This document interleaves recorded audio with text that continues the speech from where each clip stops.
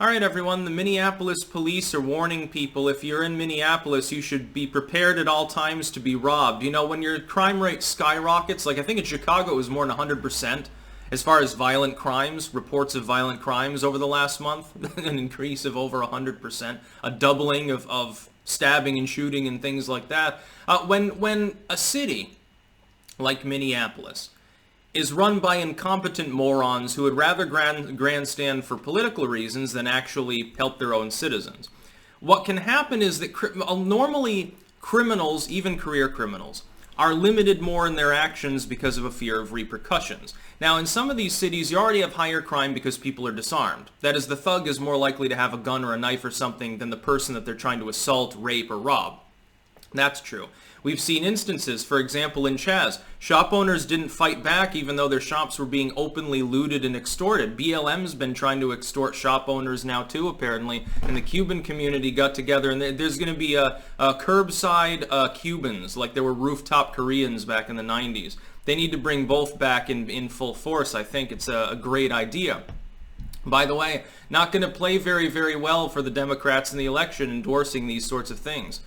These are criminal activities that are involved. It's funny, the Lincoln Project the other day made a tweet, and they're like, well, it's a shame because Trump won't do anything about coronavirus killing 150,000 people, but he'll free up federal officers in order to go after some vandals. If you think that it's just a few acts of vandalism, dude, you've had several dozen deaths associated already with the far-left riots. You've got literally billions in property damage. Minnesota, a single state, George Floyd's state, one state, asked the federal government for $500 million in federal disaster relief. They didn't get it, and they don't deserve it because, of course, they refused to do anything about the rioters for the first month, but they asked for it. Vandals don't usually cause $500 million in damage in a single metro region. Really, it's relegated there to Minneapolis, St. Paul. $500 million in damage. That's a lot of damage. That's multiple Wendy's franchises that got burned, unfortunately, and half of the casualties were little ma and pa stores. You never heard about this from the legacy media. You've got ongoing property damage now. And by the way, the vandalism. Okay, so you know, at what point does that escalate to something else? A mob of people is just, we're just vandalizing this Wendy's. Yeah, we burned it to the ground. It's a pile of ashes. It's not really arson, though. It's peaceful vandalism. Anyway, the police in Minneapolis literally telling people to be prepared, like, be prepared to give up your cell phone and wallet if asked, be courteous, be cooperative, don't fight back. You know, you give up your cell phone, how the fuck do you call the police? Not that it matters, because our response time is now 3 times what it used to be. Yeah, it'll take us at least 15 minutes to arrive if you're being raped in an alley.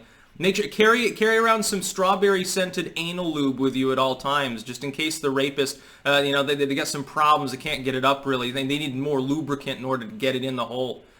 Be courteous to your rapist. Be courteous to the person trying to murder you. Oh, no, just adopt a non-threatening pose and look down with a slight smile and say, oh, yes, sir, yes, sir. The Minneapolis police are basically warning the population that shit's all fucked up. And unfortunately, in some of these places, you have such a deeply entrenched far-left asshole government, like there with that hideous mayor of Chicago, Lori Lightfoot, or whatever the fuck her name is, probably the most despicable person in U.S. politics. You've got a skyrocketing crime rate, and they're still talking about, well, we just need to defund the police. And I'm not talking about just regular. I'm not talking about vandalism and public disorderly conduct and little things like that. I'm talking about arson, assault, sometimes with a deadly weapon, murder in some cases. That 8-year-old girl in Atlanta who got shot, they finally ID'd a suspect there. Guess what? Oh, he's a BLM member. I never would have guessed. You see, if you listen to Antifa talk about it, it's always white supremacists that have infiltrated their groups, and they're the ones doing the shooting and stuff. Only this dude's black, so I don't know about the Klan's new hiring practices, but I'm pretty sure he's not able to do that. I'm pretty sure that the Aryan Nation didn't accept this dude into its ranks. Pretty sure it's BLM related. This happens over and over. So yeah, they're so overrun with crime that if you call the police, one problem is this: the crime rate starts to rise because of the city government decisions, basically. The response time drops. The police, their resources are stretched too thin. They can't respond to every call. They have to prioritize things. The problem is that once that begins, because of an initial rise in crime, more opportunistic criminals see that and they begin to act out as well. Normally, there are some people that commit crimes like looting or assault or something that normally wouldn't because of a fear of repercussions. When the fear drops relative to the reward, whether it's psychological or monetary in some case, again, looting, automotive theft, and so forth, when the gap increases, you have an entire field of people who are given over to potential criminal proclivities, but who normally don't act out because of a fear of repercussion, but because the fear is dropped, then they begin acting out. This rises the crime rate further. You can get a death spiral Detroit-style situation.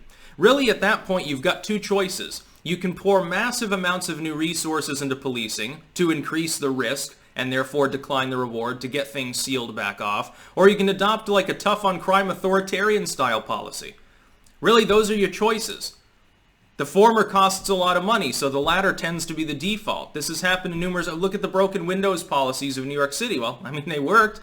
Really authoritarian, draconian, dubious in their constitutional nature in some cases, but it began to work. Now it's being reversed again because now they want to put chastity belts on their cops. Their cops will have to... It'll be like you ever play GTA San Andreas and there's like a funny sort of... Well, not really an Easter egg, but it's you go into the police office in which city was I think it's San Fierro, if I remember correctly, and there's like a pink dildo on the floor, and you can actually beat people to death with it. That's basically their weapon of choice now under these administrations.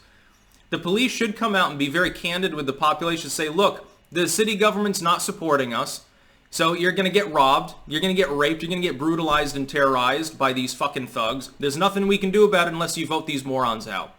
That's what they should do. The police unions, for all the good they're worth, should be coming out much harder against these administrations. And really, it's in their own self-interest in a monetary sense at this point. Dude, they're talking about taking away half your budget.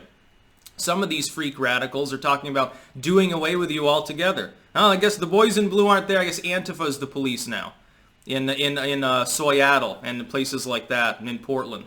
I wouldn't be surprised if they actually tried something like that. And again, in the absence of an actual stable police force, federal officers now have to police multiple U.S. cities because the city governments aren't willing to do it.